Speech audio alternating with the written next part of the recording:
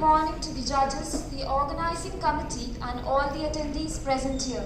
I, Himanshi Lodha, with my co-author Prakhar Mishra from National Law University, Odisha, are here to present our research paper on the topic Breaking the Tribal Cocoon of Victimization to Ensure the Metamorphosis of Women and Empowering Them through Education. Our topic is as big as the problem, but the cocoon is a symbol of an enclosure which exists due to the preference of the tribals to be governed by their own set of regulations while disowning the legal framework.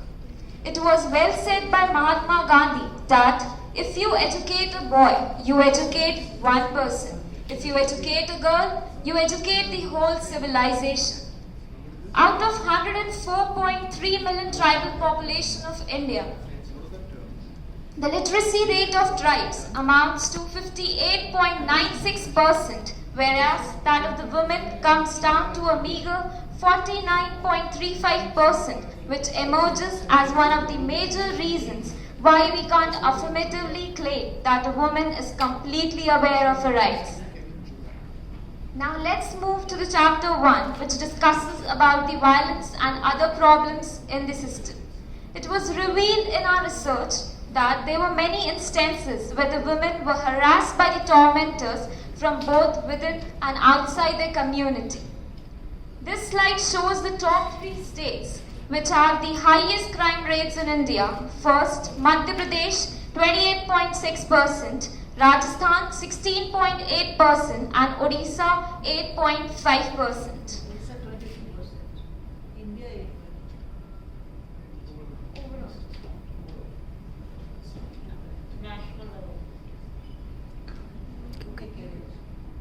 The next graph depicts that the simple hurt is occupied the major portion at 21.9%, followed by rape and assault. An analysis of these statistics revealed that 2 out of the top 3 categories of the crimes were committed to women, which concludes that the women in the tribe are more prone to crimes than the men. Now, second is trafficking of women. Another crime which is rampant is trafficking of tribal women, especially from Jharkhand to several parts of the country and even to the cross-border areas. Every year, about 33,000 tribal women are trafficked from Jharkhand who are mostly uneducated. Third, tribal women as victims of witch hunting.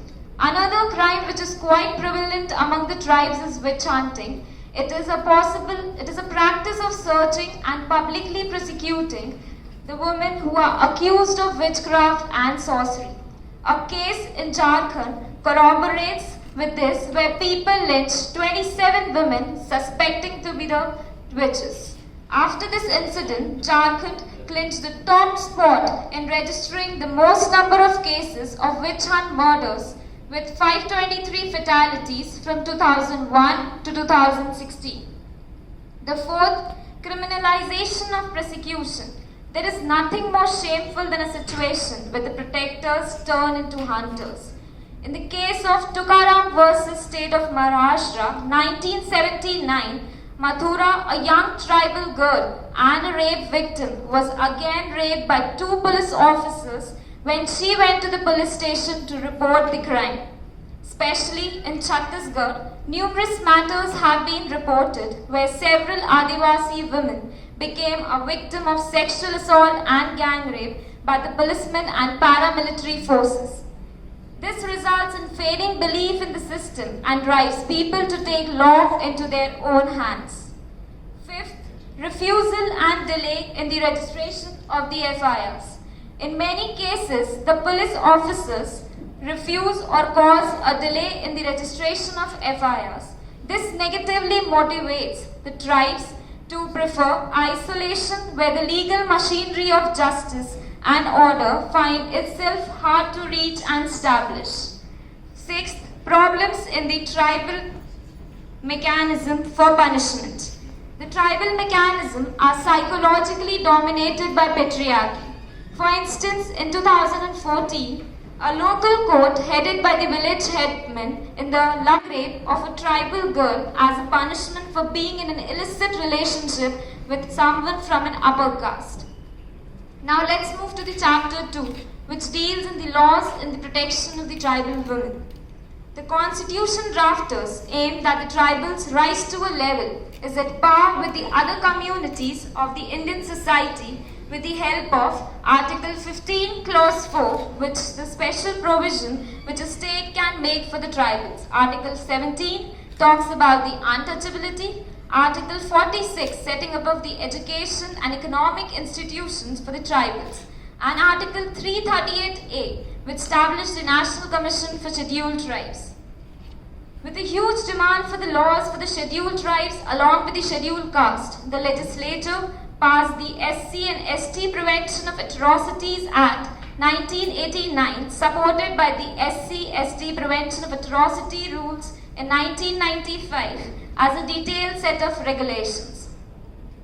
Several states such as Bihar, Jharkhand, Rajasthan, Chhattisgarh and Orissa have enacted different legislations for handling the problem of witch hunting, but state legislations have been seen to be ineffective due to many jargons, which will be discussed in a while by my co-author.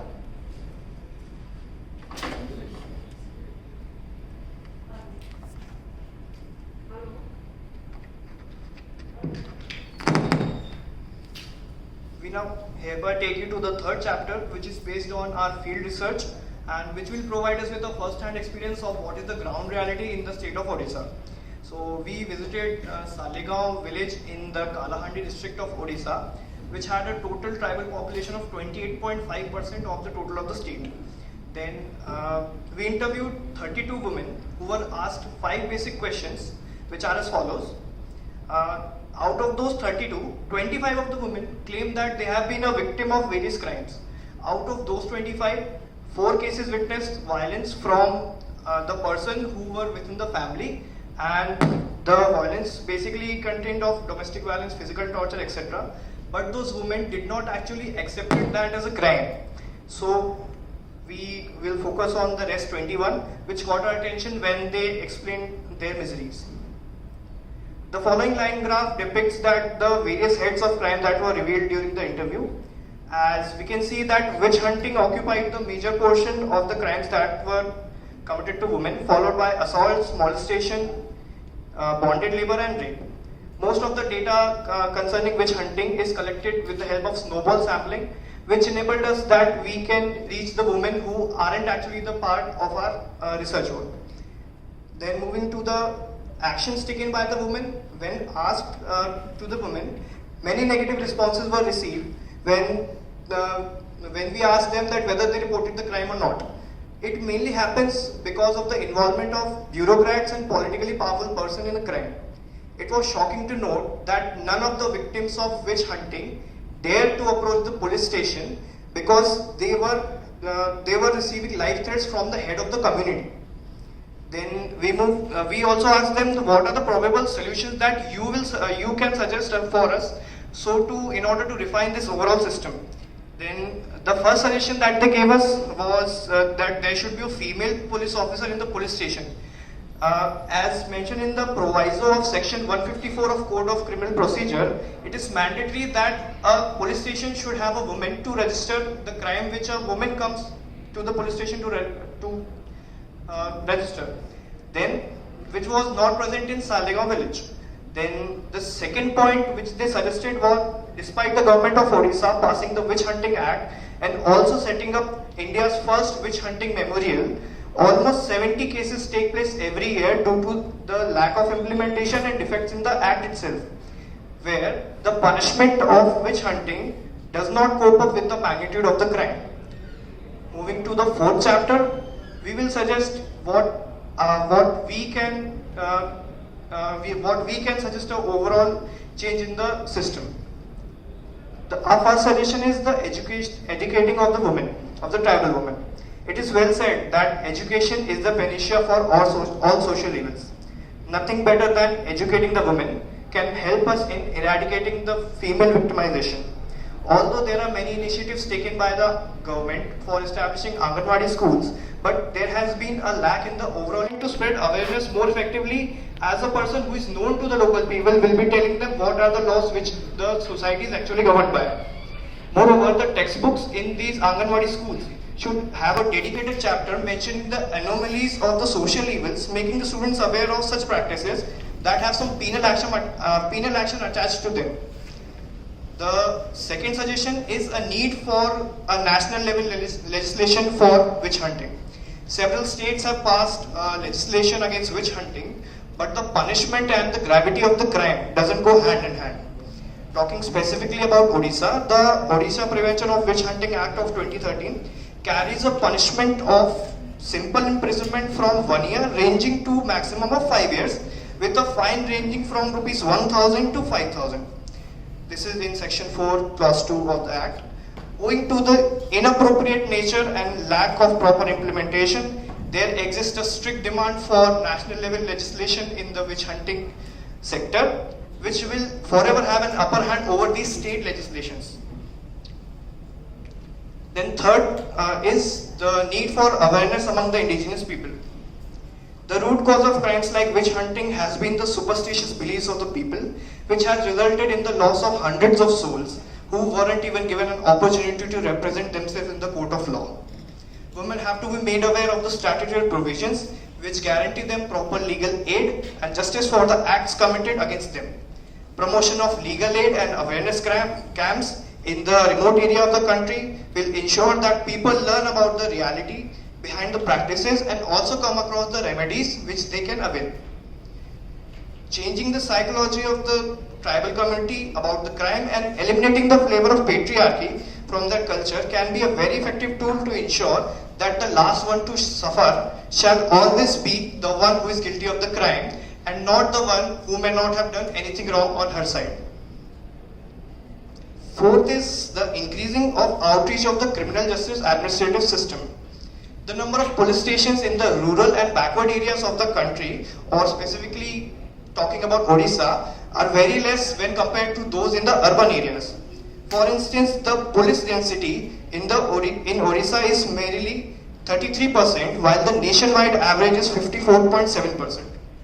This eventually decreases the number of personnel who monitor a crime within an area, and this has become a major cause for decreasing reporting and increasing number of crimes, which cause a huge overload on the police. Then, concluding our research paper, emphasizing on the importance of education and making a woman aware of her rights, we have tried to suggest a significant change in the overall system. Studying the demeanors of the tribes in Odisha, one can clearly say that where education is absent, superstition breeds. So we would like to end our presentation by quoting Sir Nelson Mandela, that education is the most powerful weapon you can use to change the world, and the same shall empower the tribal women, which will guarantee that one day these tribal women, as an epitome of beautiful butterflies, will break their tribal cocoon of victimization and open their sparkling eyes to witness a world which is free from suffering and full of ecstasy. Thank you so much. Thank you.